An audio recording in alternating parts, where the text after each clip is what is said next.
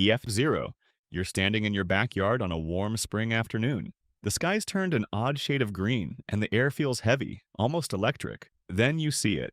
A thin gray funnel dangling from the clouds like a loose thread, swaying gently as it touches down in the field across the road. Debris starts swirling at its base, trash cans rolling, shingles peeling off roofs. You think, that's not so bad. And that's exactly when you've underestimated what's about to happen. This is an EF0 tornado, the bottom rung on the enhanced Fujita scale, and it's the universe's way of clearing its throat before the real show begins. Wind speeds between 65 and 85 miles per hour, enough to snap branches, peel back roof shingles, knock over that trampoline your neighbor never anchored properly. An EF0 is what most people picture when they think tornado, because it's what most people have actually seen. These twisters account for roughly 75% of all tornadoes in the United States, appearing and disappearing within minutes, carving paths barely wider than a residential street. On March 2, 2012, a series of EF0 tornadoes touched down across Ohio and Kentucky during an unseasonably warm late winter day. One struck the town of Crittenden, Kentucky at 4:47 p.m., lasting exactly 11 minutes. It damaged 73 structures, mostly torn siding and broken windows, overturned 6 cars in a grocery store parking lot, and uprooted an oak tree that had stood for 140 years. Total injuries? 0. Total deaths? 0. Total property damage? $840,000, which sounds like a lot until you realize that's pocket change compared to what's coming. But here's the thing about EF0 tornadoes that nobody tells you. They're unpredictable in a way that makes them dangerous despite their relative weakness. They can form with almost no warning, spin up from seemingly innocent-looking clouds, dance across the landscape for 30 seconds, and vanish. Most tornado deaths at this level don't come from the wind itself, but from people making catastrophically bad decisions, like trying to outrun the tornado in their car or standing outside filming it for social media while debris becomes projectiles. But what happens when that swaying funnel thickens, when those 85-mile-per-hour winds double, when the tornado stops being polite and starts getting serious? EF1. Now we're entering the range where tornadoes earn their reputation. Wind speeds between 86 and 110 miles per hour, strong enough to lift cars off the ground, tear roofs completely off frame houses, and turn ordinary objects into weapons. Windows don't just crack anymore, they explode inward, showering rooms with glass shards moving at highway speeds. The Groundhog Day tornado of 2011 is a perfect case study in EF1 devastation. On February 2nd, an unusually warm air mass collided with a cold front across the southeastern United States, spawning 62 tornadoes in a single day. One of them, an EF1, carved a 13-mile path through sections of Pinson, Alabama, just northeast of Birmingham. It touched down at 3:08 a.m., when most people were asleep, which is exactly when tornadoes become most lethal. The tornado destroyed 47 homes completely and damaged over 200 others. Mobile homes were shredded like tissue paper, their walls folding inward as the tornado passed. One family survived only because they'd moved their children into an interior bathroom moments before impact, the only room in their manufactured home with reinforced walls. When they emerged, the rest of their house was gone, scattered across a cotton field half a mile away. 3 people died that morning across the outbreak, all in mobile homes, all caught unprepared in the pre-dawn darkness. This is the threshold where tornadoes transition from scary weather event to legitimate disaster. EF1 tornadoes can still survive relatively easily if you're in a proper shelter. But if you're caught in a vehicle or a poorly constructed building, your odds drop significantly. The debris field becomes more dangerous too, not just shingles and branches anymore, but lumber with nails, metal siding sharp as razors, propane tanks tumbling end over end. But EF1 is still restrained, still holding back. The tornado is flexing, showing you what it can do, but it hasn't truly committed yet.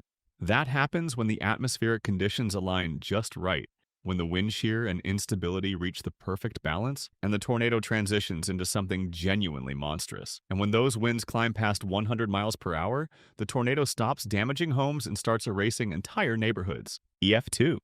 Wind speeds jump to 111, 135 miles per hour, and suddenly we're not talking about property damage anymore. We're talking about obliteration. At EF2, well-constructed homes don't just lose roofs, they lose walls. Frame houses are torn from their foundations. Cars don't flip. They fly, tumbling through the air like children's toys before crashing down hundreds of feet away. The Tuscaloosa-Birmingham tornado of April 27, 2011, started as an EF2 when it first touched down near Tuscaloosa, Alabama, at 5:10 p.m. The sky had turned the color of an old bruise, greenish-black with a sickly yellow tinge. The tornado was already 3/4 of a mile wide when it entered the city limits, moving northeast at 55 miles per hour, faster than most people could evacuate, even if they'd tried. In the Forest Lake neighborhood, entire blocks vanished. Homes that had stood for decades were reduced to bare concrete slabs scattered with unrecognizable debris. Trees were debarked, stripped of every branch, turned into pale wooden spears jutting from the ground. A local elementary school, built to modern code standards, had its roof peeled away and exterior walls collapsed inward. Remarkably, it was empty at the time. School had dismissed hours earlier, but the image of twisted playground equipment embedded in the rubble became one of the defining photos of the outbreak. At EF2 strength, the tornado's sound changes. Survivors describe it not as a freight train, the classic comparison, but as a sustained roar mixed with explosive cracks as structures disintegrate. The air pressure drops so suddenly that people's ears pop. Windows explode outward from the pressure differential inside buildings. The tornado creates its own wind field so powerful that it generates a localized suction effect, pulling debris upward in a column visible for miles. EF2 tornadoes are where fatalities become common, even for people who take shelter. If you're in a mobile home, your survival rate drops to nearly zero. Even in site-built homes, interior rooms might not be enough. The walls themselves can fail, and suddenly your safe space becomes a collapsing trap. But here's what should terrify you, that Tuscaloosa tornado didn't stay at EF2. As it moved northeast, as the atmospheric conditions intensified, as the storm system fed it more and more energy, it transformed into something far worse because once a tornado crosses this threshold, survival becomes uncertain and the destruction accelerates faster than anyone can escape it. EF3. We're now in the range of 136, 165 miles per hour, winds strong enough to level well-constructed homes, deforest entire landscapes, and turn vehicles into missiles. EF3 tornadoes are where the definition of survivable starts requiring qualifiers and asterisks. The Tuscaloosa tornado intensified to EF3 as it crossed Interstate 359, the tornado now 1.5 miles wide and growing, a churning wall of debris so dense it looked like a solid mass. It struck Alberta City, a predominantly working-class neighborhood, at 5:13 p.m. What happened next was documented from multiple angles by storm chasers, news helicopters, and terrified residents with cell phones. Homes didn't collapse, they exploded. The tornado would hit a structure, and within 2 seconds the building would disintegrate into its component parts. Lumber and brick and roofing material shooting outward in all directions. Some homes were swept completely away, leaving only foundations with anchor bolts still in place. Trees that had stood for a century were snapped off at ground level or uprooted entirely. Root balls 20 feet across lifted and tossed aside. The Tuscaloosa tornado killed 64 people, most while it was at EF3 or higher intensity. Many were in their homes, sheltering in interior rooms or basements. Some were in their vehicles, caught on the road trying to evacuate. A few were in businesses that should have been safe but weren't. Buildings that met code but couldn't withstand the fury of 150-mile-per-hour winds loaded with debris. This is where we need to talk about what kills people in tornadoes, because it's not usually the wind. It's what the wind carries. At EF3, every object becomes a potential weapon. 2x4s become spears that puncture concrete walls. Vehicles tumble and crush whatever they land on. Metal roofing turns into spinning blades. People are killed by collapsing walls, by flying debris, by being pulled out of their shelters and thrown. The injuries are catastrophic. Severe head trauma, broken spines, limbs severed by debris moving at over 100 miles per hour. The tornado carved a path through 6 miles of Tuscaloosa, then continued northeast toward Birmingham, devastating more neighborhoods before finally dissipating after an 80-mile journey. The damage was so severe that entire neighborhoods had to be bulldozed and rebuilt from scratch. The economic impact exceeded $2.4 billion. But Tuscaloosa, as devastating as it was, wasn't even the strongest tornado of that outbreak. And EF3, horrifying as it sounds, isn't the top of the scale. There are 2 more levels, 2 more degrees of destruction that push tornado damage into realms that seem almost apocalyptic. And even this level of devastation still isn't the tornado at its most violent. EF4. At 166, 200 miles per hour, we enter what meteorologists call violent tornado territory. Only about 2% of tornadoes reach EF4 or EF5 intensity, but they account for nearly 70% of all tornado-related deaths. These are the tornadoes that appear in textbooks, that define careers that entire communities measure their history against. The Joplin, Missouri tornado of May 22, 2011 was rated EF5 at its peak, but it spent most of its time on the ground as a high-end EF4, which is almost a meaningless distinction when you're talking about winds that can tear homes off foundations and scatter the pieces across 3 counties. At 5:34 p.m. on a Sunday evening, a massive tornado, 3/4 of a mile wide, entered the western edge of Joplin, a city of 50,000 people in southwest Missouri. The warning time was 20 minutes, which sounds like enough, but most people didn't believe it would actually hit them. Tornadoes usually miss cities. Usually, Joplin's St. John's Regional Medical Center, a modern multi-story hospital, took a direct hit. The tornado's winds shattered windows across all floors simultaneously, creating a pressure differential that caused interior walls to explode.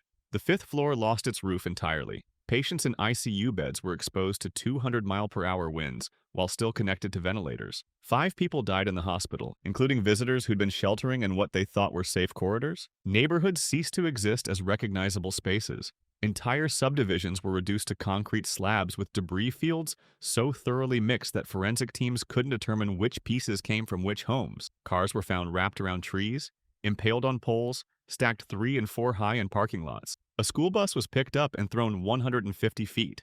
An 18-wheeler was found upside down on the roof of a 2-story building. The tornado destroyed 7,000 homes and damaged 12,000 more. It killed 161 people, making it the deadliest single tornado in the United States since 1947.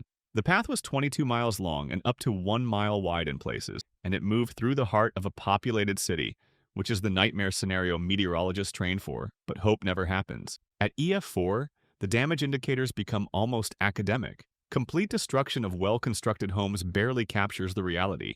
We're talking about homes built to modern code standards, with reinforced roofing, proper anchoring, treated wood, and they simply vanish. The tornado doesn't leave rubble. It leaves clean foundations with scattered, unidentifiable debris. Vehicles are not just destroyed, but unrecognizable, compressed and twisted into abstract sculptures of metal. But there's still one more level. One more category of tornado is so rare, so destructive, so utterly complete in its devastation, that it exists almost as a theoretical maximum, because beyond this point, the scale itself begins to fail. EF5. Wind speeds exceed 200 miles per hour. At this level, the enhanced Fujita scale essentially stops measuring because the damage is so total, there's nothing left to assess. Homes don't just collapse. They're swept away completely, leaving foundations scoured clean. Trees are debarked and denuded, turned into pale wooden poles. Vehicles are thrown a quarter mile or more. Asphalt is scoured from roads. The landscape is not just damaged, but fundamentally altered. Only 59 tornadoes have been rated EF5 or F5 since 1950 in the United States. They represent 0.1% of all tornadoes but live forever in the communities they strike. The Moore, Oklahoma tornado of May 20th, 2013 is the most recent tornado to receive an EF5 rating, and it hit with a precision that seems almost malicious. At 2:56 p.m., a tornado touched down southwest of Moore, a suburb of Oklahoma City that had already been devastated by an F5 tornado in 1999. For 40 minutes, this tornado carved a 17-mile path directly through the heart of Moore, reaching peak winds of 210 miles per hour. Plaza Towers Elementary School took a direct hit at 3:15 p.m. Children and teachers had taken shelter in interior hallways and bathrooms, following protocol, doing everything right. The tornado ripped away the roof, collapsed walls, and buried students under concrete and debris. 7 children died, trapped in the rubble as the building fell around them. Their bodies were found hours later in the rescue efforts that continued through the night. 2 miles northeast, Briarwood Elementary School, built to newer, stricter code standards with reinforced safe rooms, also took a direct hit. Every student and staff member survived. The difference in outcomes highlights a brutal truth about EF5 tornadoes. Traditional shelter methods might not be enough. You need engineered safe rooms, reinforced concrete structures designed specifically to withstand these winds. The Moore tornado destroyed 1,150 homes completely, damaged thousands more, and killed 24 people.